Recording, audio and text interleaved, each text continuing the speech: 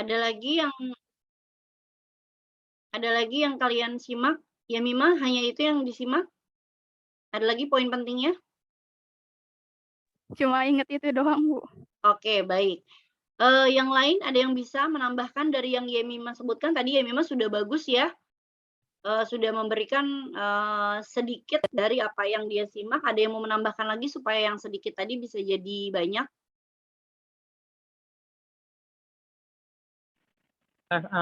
Efek COVID-19 kalau misalnya sudah menyerang paru-paru dan virusnya sudah menyebar, dia bakalan seseorang itu bakalan semakin kritis Bu keadaannya.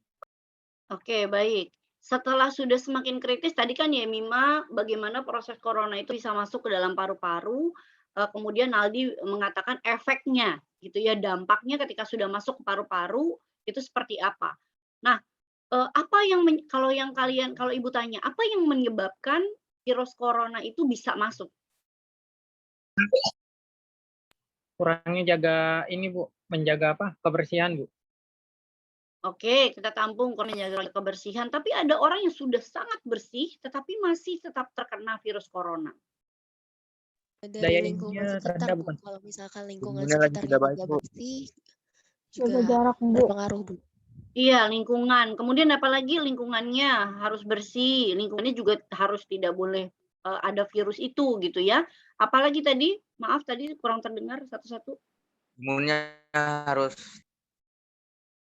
Iya, sistem imun ya, sistem imun tubuh atau daya tahan tubuh. Nah, sekarang tadi tadi di video tersebut sudah ditampilkan, kalau kita mau mungkin kita bisa terkena gitu ya, tapi kita bisa survive, kita bisa, lawan sistem imun tubuh kita tuh dengan apa? Dengan makanan yang bergizi, Bu. Dengan makanan yang bergizi, bagus sekali Fabian ya. Salah satunya dengan makanan yang bergizi. Nah, kalian sudah pernah belum dengar podcast-nya Deddy Corbuzier? Yang terbaru? udah Bu. Sudah Bu. Belum pernah ya? Nah, kabarnya Deddy Corbuzier itu mengakui bahwa dia itu terkena virus COVID-19 dan sempat kritis 3 hari. Gitu ya. Coba bayangkan, itu Deddy Corbuzier bukan orang tidak mampu yang tidak bisa makan makanan bergizi, betul kan ya? Bahkan dia punya tempat gym sendiri.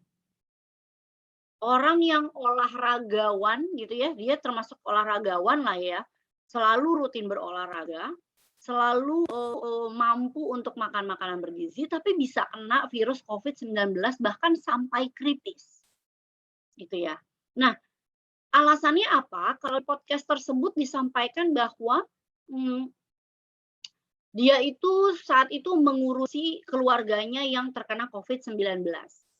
Jadi load atau beban untuk ketemu intensitas kena COVID-19-nya itu besar karena dia bertemu muka hampir setiap hari dengan penyintas COVID. Seperti itu ya. Nah, tetapi kenapa bisa dia sampai kritis padahal dia olahraga, makan makanan bergizi gitu ya. Karena daya tahan tubuh setiap orang itu berbeda-beda. Tapi jangan berarti beranggapan bahwa itu sia-sia apa yang kita kerjakan. Berarti kalau kayak gitu Deddy Corbuzier aja udah begitu bisa kritis kok, nggak sehat-sehat amat. Nah, apalagi kita gitu, yang olahraga nggak pernah, duduk main ML atau main FF aja, ya kan, pusing seharian, makan sambil lihat gadget. Makan juga kadang-kadang maunya mie aja sama telur. Gitu kan, nggak makan makanan yang bergizi. Nah, kalau orang yang seperti itu si Deddy, akhirnya dokter katakan seperti ini, bahwa kenapa dia bisa bertahan hidup bahkan sudah kritis, selain karena kehendak Tuhan ya. Salah satunya adalah karena dia sudah makan makanan yang bergizi dan olahraga yang teratur sehingga daya tahan tubuhnya itu mampu untuk melawan virus corona di masa-masa kritisnya. Sehingga sekarang dia sudah sehat. Jadi jangan beranggapan bahwa kalau kita berupaya tuh sia-sia, enggak ya, enggak ada yang sia-sia. Oke. Sekarang saya mau tanya. Sekarang Ibu mau tanya. Fenomena COVID-19 yang terjadi di seluruh belahan dunia gitu ya. Itu termasuk fenomena alam atau sosial ya? Masuk fenomena alam atau sosial menurut kalian?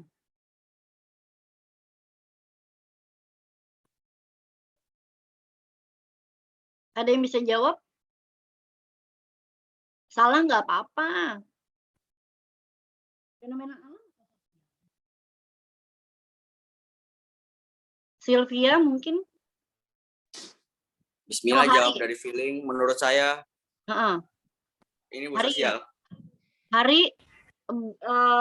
Hari menggunakan feeling gitu ya, katanya sosial.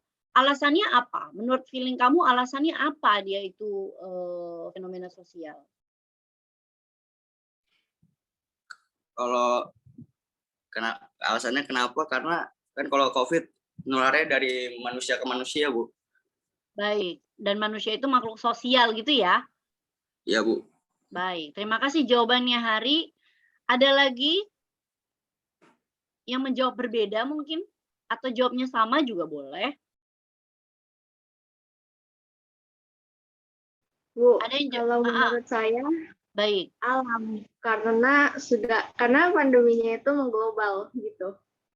Oke, baik. Jadi menurut Natali fenomena alam karena ini sudah global terjadinya gitu ya. Bukan lagi di Indonesia saja gitu. Oke, baik. Terima kasih Natalia. Ibu tampung ada 2 jawaban. Satu sosial, satu alam. Nah, sekarang kita lihat penyebab ya. Penyebab dari corona ini itu berupa apa sih? Corona itu berupa apa? Virus. Virus. Virus itu fenomena alam.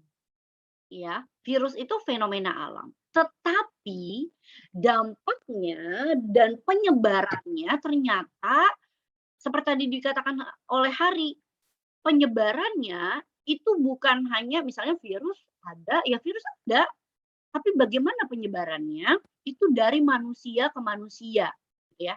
Maka dia jadi fenomena sosial. Loh, Bu, tadi ditanyain, tadi fenomena alam atau sosial. Jadi virus pandemi ini, ya, fenomena pandemi ini adalah gabungan dari fenomena alam dan sosial. Karena dia diawali dari alam, virus, yang kita bukan kita nih yang buat-buat gitu ya, dia bermutasi sendiri, gitu kan. Tapi penyebarannya itu kita, ya, dari kita yang malas pakai masker sehingga menularkan ke orang, dari kita yang nggak jaga tubuh kita dengan baik sehingga kita menularkan ke orang gitu ya. Orang sudah pakai masker tapi kitanya enggak gitu ya, atau kitanya ya udah asik-asik aja gitu. Kalau pulang nggak mandi dulu gitu ya, kalau pulang nggak cuci tangan langsung salam ibu, kena deh ibu. Padahal bukan maksud kita mau nulari, tapi nggak sadar di luaran itu banyak virus seperti itu ya. Nah, itu salah satu dikatakan oleh Hari tadi betul bahwa penyebarannya itu dari manusia-manusia sehingga itu fenomena sosial. Nah, yang mau berkaitan dengan fenomena tersebut, bukan tentang fenomena COVID-19 ya, tapi fenomena alam dan fenomena sosial, gitu ya. Nah, yang mau kita pelajari ini dekat sekali dengan kita. Kita bisa melihat pembelajaran ini dari manfaatnya. Apa manfaatnya? Apa manfaatnya kita belajar materi kali ini adalah ketika kamu melihat sebuah fenomena, kamu tidak hanya melihat fenomena itu menjadi sebuah kejadian yang berlalu begitu saja. Tapi kamu harus mengetahui kenapa fenomena itu bisa terjadi. Kemudian apa dampaknya buat makhluk sosial? Apa dampaknya buat kita? Apa dampaknya buat orang lain? Kemudian apa solusinya? Tadi kan di video tersebut bukan hanya dampaknya ya, tapi solusinya seperti apa? Itu ya, solusi penanganannya. Nah, melalui teks yang kita pelajari hari ini, kamu diharapkan dapat menjadi pribadi yang berubah dari orang yang cuek melihat fenomena ada corona ya udah santai aja gitu ya. Santai saja. Kayak gitu enggak lagi.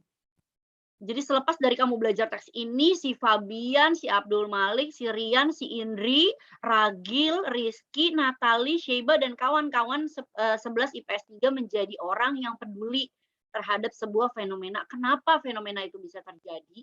Dan apa ya dampaknya? Terus saya harus lakukan apa untuk menjadi solusi sebuah fenomena yang terjadi? Gitu ya, baik. Ibu akan share modul kita. Jadi nanti Ibu akan bagikan, jadi modul ini nggak perlu dicatat. Sudah terlihat modulnya? Sudah, Bu.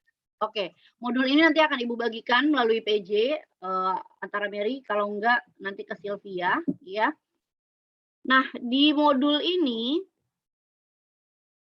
Ibu sudah siapkan, ini modul Ibu bikin sendiri, ya. Teks eksplanasi, tujuan pembelajarannya apa? Coba bisa dibantu dibaca Abdul Malik.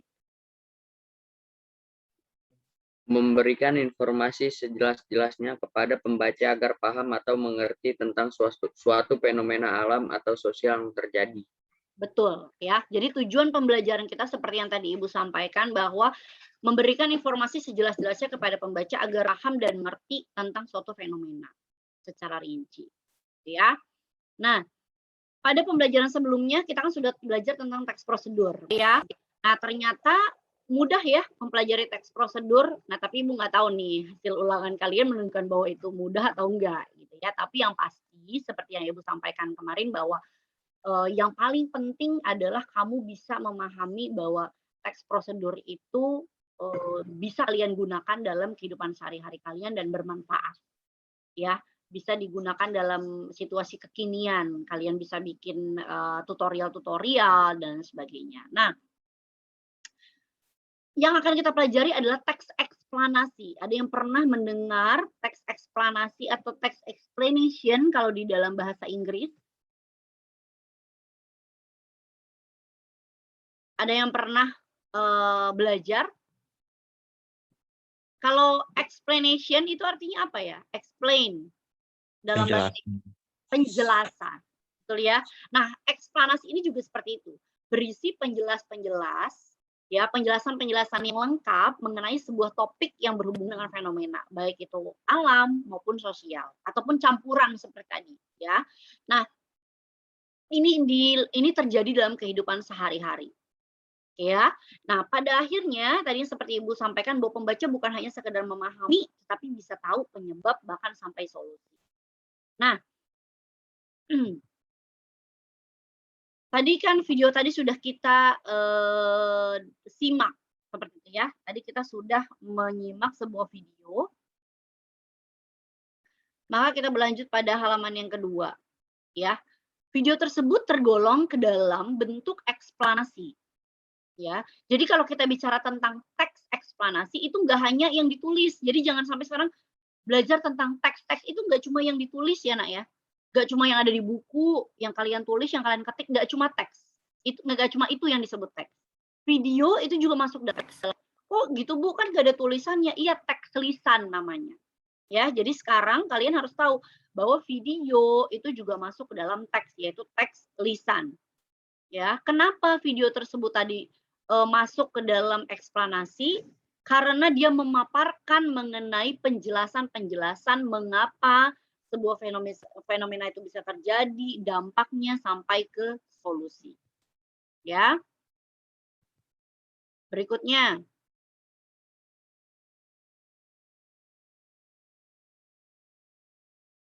Sebentar ya. Ini agak lemot sedikit. Oke, nah seperti layaknya teks prosedur, kita juga belajar mengenai struktur. Ini kurang besar nggak ya Ibu tampilkan? Kalau yang pakai handphone kayaknya agak kurang besar nih. Terlihat jelas? Jelas. Oke. Struktur teks eksplanasi di sini ada 3. Apa saja, Aulia? Biar nggak ngantuk. Yang pertama, strukturnya terdiri atas pernyataan umum atau gambaran awal tentang apa yang disampaikan, deretan penjelas atau inti penjelasan apa yang disampaikan, dan interpretasi atau pandangan atau simpulan serta saran yang dapat dilakukan berkaitan dengan fenomena yang terjadi. Yang kedua, enggak, sudah cukup sampai situ. Kan itu struktur ya. Yang kedua dan ketiga itu kan ciri-ciri. Ya. Jadi struktur ada 3.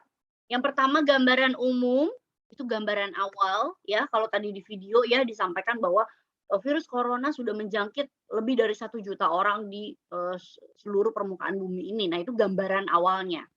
gitu ya. Kamu kasih tahu fenomena apa sih yang mau kamu ambil nih. Sekarang misalnya si Naldi maunya, Bu saya fenomenanya yang terjadi di sekitar saya saja deh Bu, yang mudah-mudah gitu ya. Misalnya saya ngelihat banyak anak-anak dibully nih Bu, pembulian misalnya gitu ya, perundungan istilahnya kalau di bahasa Indonesia ya. Saya mengalami teman-teman saya itu banyak dirundung Bu, banyak dibully. Dirundung dalam apa sih kalau misalnya kita melihat di sosial media kan tidak bertatapan langsung, iya suka ada head komen Bu, gitu ya. Ada ujaran-ujaran kebencian, dia ngupload selfie dikatain, dia ngupload ini pokoknya kerjanya dibully terus Bu dia secara verbal. Nah itu fenomena ya. Jadi jangan menganggap bahwa fenomena itu harus yang besar banget, yang terjadi di seluruh muka bumi. Enggak, yang terjadi di sekitar kalian itu juga masuknya fenomena. Ya, apa fenomenanya? Misalnya kalian apa sih kalau yang terjadi sekarang apa ya? Fenomena-fenomena yang kekinian apa menurut kalian? Yang in gitu di kalangan kalian? Korupsi dana bansos. Nah, korupsi dana bansos gitu ya. Itu fenomena ya. Korupsi itu fenomena. Sosial apa alam itu? Sosial. Sosial udah pasti ya. Selain korupsi dana bansos apalagi ya fenomenanya? Yang kalangan remaja deh. Kalangan remaja nih. Fenomena yang di kalangan remaja apa ya?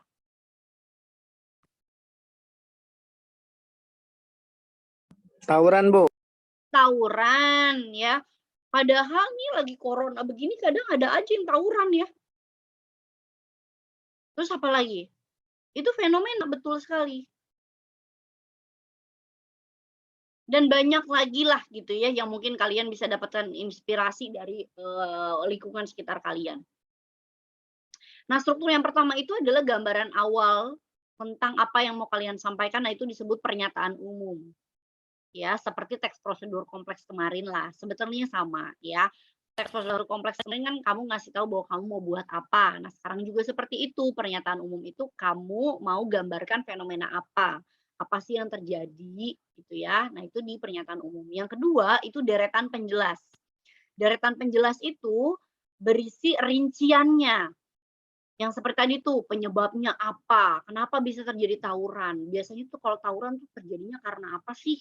Gitu ya, apakah karena perebutan wanita? Apakah karena yang satu temennya digangguin jadi sekelompok itu ikut marah? Misalnya seperti itu.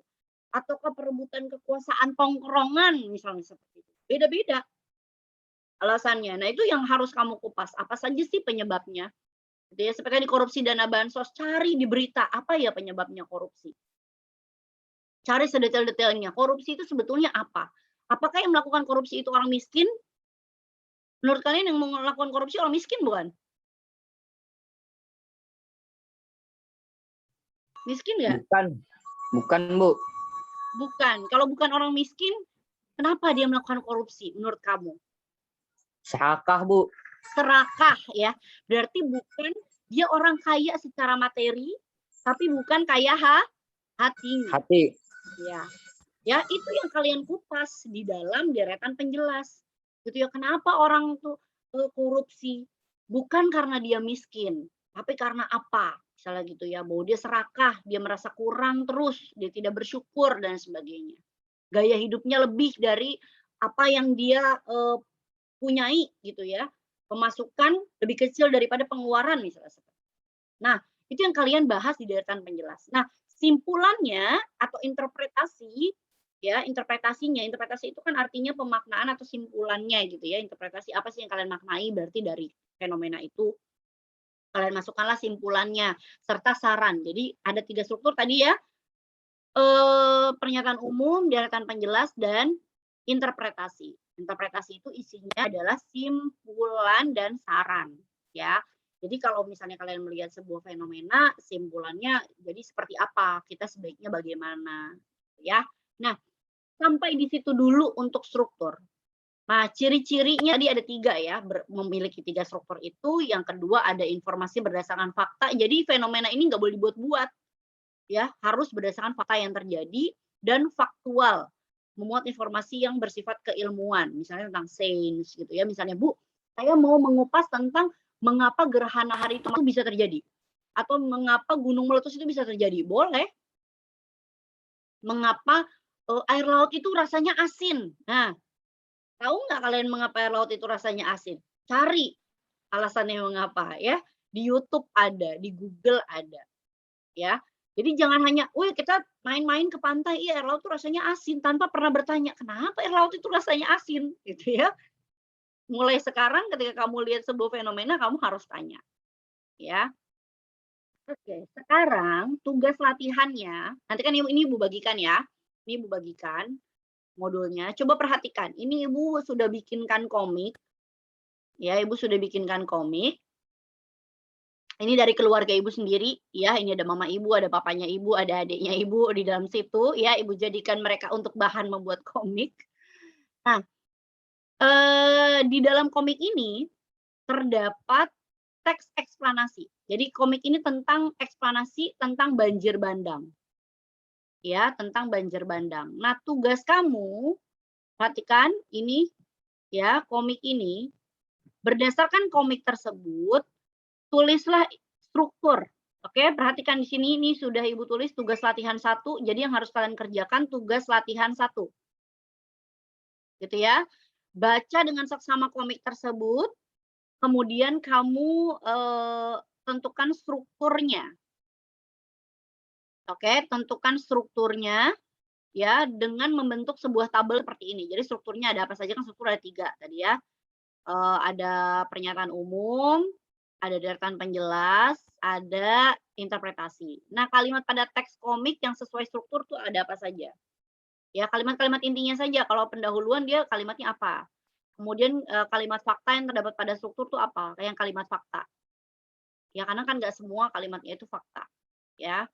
Ciri-ciri fakta apa? Nanti kalian supaya bisa ngerti nih bagaimana mengisinya. Ciri-ciri fakta apa sih?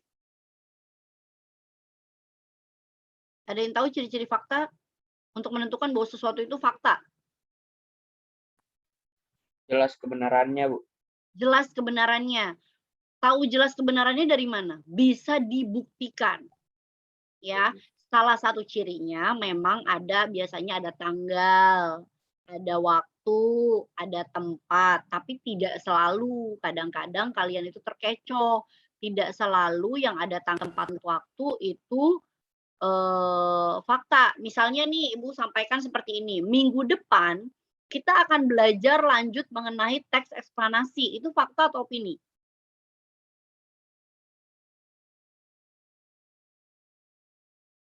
Minggu depan itu kan ada waktunya. Di link Zoom yang sama kita akan belajar teks eksplanasi. Itu opini atau fakta? Opini, Bu. Kenapa? Karena belum terjadi nggak sih? Betul, karena belum terjadi ya. Walaupun ada waktunya, ada tempatnya, tapi kalau belum terjadi itu opini. Sedetik setelah ini pun, misalnya Ibu katakan, setelah ini Ibu akan bagikan modul ini ke Mary. Itu fakta atau opini? Fakta atau opini?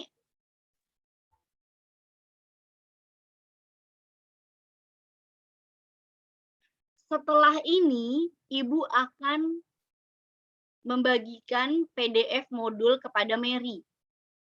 Fakta atau opini, Nak? Opini, Bu. Opini. Kenapa? Karena belum terjadi. Kecuali tadi Ibu sampaikan seperti ini.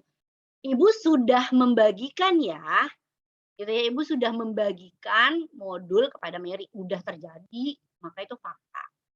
Nggak perlu ada waktunya, nggak perlu ada tempatnya, misalnya seperti itu, tapi sudah jelas, sudah terjadi ya. Jadi kalian lihat kalimat fakta yang menunjukkan benar-benar fakta tuh di kalimat itu yang mana. Ya Nak ya. Kalau ada kesulitan nanti bisa langsung WA Ibu aja, Japri. Ya, jangan lupa sebutkan nama dan kelas karena Ibu nggak nge-save nomor kalian selalu walaupun kalian sudah WA Ibu.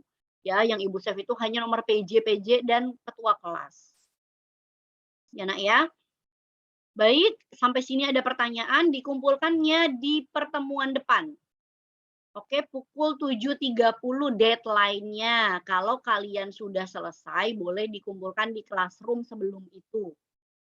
Seperti biasa Ibu. ya. Bagaimana? Ini ditulis di buku atau diketik body word? Ini kan sudah ada keterangannya nih, ayo dibaca. Buat pada file Word dengan ketentuan font Times New Roman ukuran font 12, kertasnya 4.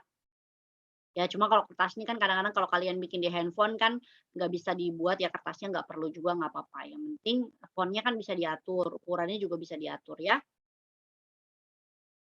Oh iya, paragrafnya rata kanan kiri ya nak, jangan rata tengah atau rata kiri, rata kanan kiri. Justify. Oke, ada pertanyaan sampai sini? Deadline minggu depan pukul 7.30. Nanti akan Ibu cek di classroom. Jangan lupa klik serahkan. Kalau sudah dikirim, klik serahkan. Kalau belum klik serahkan, maka notifikasinya nggak akan muncul di Ibu. Ya, oke. Sudah 8.57, sudah hampir 1 jam pembelajaran kita. Sudah kurang lebih 1 giga lah ya, kalian habis nih kuotanya.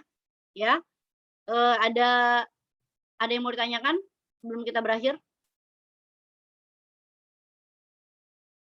Kalau tidak ada, Ibu akan stop share. Mohon Mary atau Sylvia ingatkan Ibu untuk membagikan modul kepada kalian ya. Baik, terima kasih untuk pembelajaran kita di hari ini. Terima kasih sudah menyalakan kamera untuk keaktifan kalian. Semoga kalian selalu sehat dan selamat menjalankan sholat Jumat nanti di jam 11.30 ya. Jangan lupa beribadah. Semoga kalian juga tetap semangat menjalankan pembelajaran ini walaupun secara daring. Nah, ya. Oke, silahkan Mas Inaldi dulu aja yang menutup pembelajaran kita di pagi hari ini. Silahkan. Teman-teman, sebelum kita menyelesaikan pelajaran bahasa Indonesia pada hari ini, kita menutup dalam doa menurut kepercayaan dan agama masing-masing. Berdoa dimulai.